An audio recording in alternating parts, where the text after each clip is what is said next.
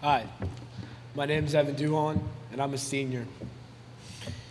I usually get home every night around 7 o'clock after basketball practice, and the first question I have for my parents are, what's for dinner?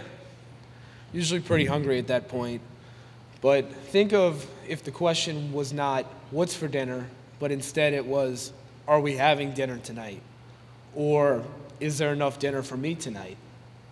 Some people are put in that situation. They have to choose between providing dinner for their family or paying for the rent or paying for the electric bill.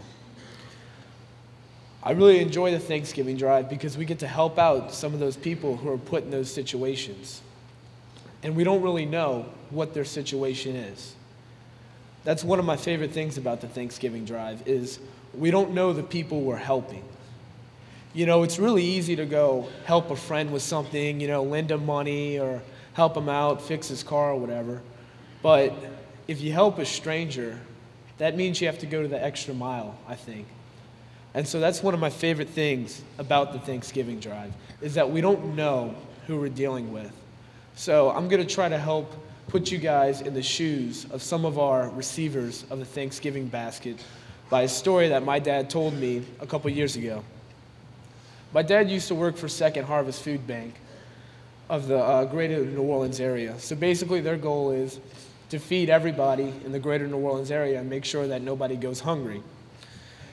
So my dad was talking about this school. It was a special school for underprivileged children that started at 7 a.m. every day and ended around 5 p.m.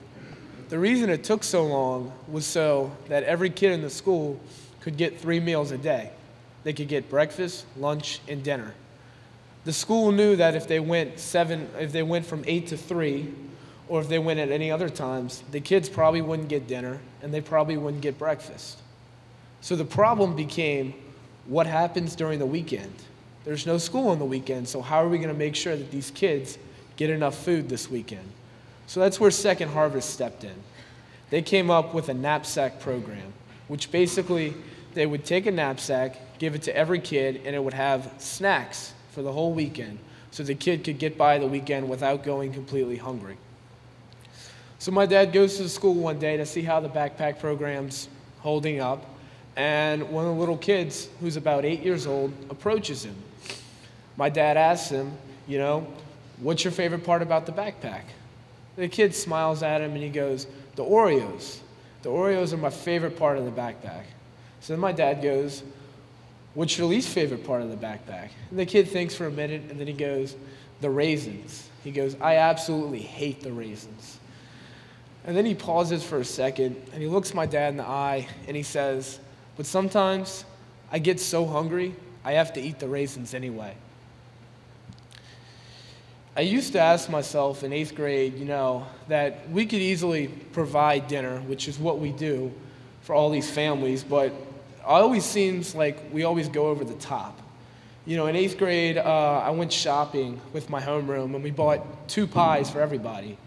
And we had a family of 2, and that really didn't make a lot of sense to me. Why do only 2 people need 2 whole pies? That's a lot of pie. And so, but I think back to that story, and I think that some of these people are really underprivileged, and some of them don't get dinner every night. So I think, in my opinion, that our goal isn't to just provide a dinner for these people. I think it's to provide the best dinner they've ever had. I think that's my goal for every Thanksgiving drive, because we don't know what the situation is like any other night.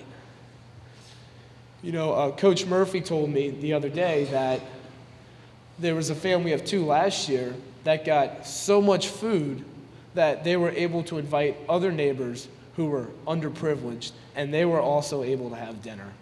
So you never really just know the situation. And that's why I really like the Thanksgiving drive. It's because you don't know the situation, but we still do it anyway. I want to thank everybody for helping out for the Thanksgiving drive and everybody who's staying after to deliver, because I know we'd probably all rather just go home and play Xbox or something. So thank you, everybody, and have a happy Thanksgiving.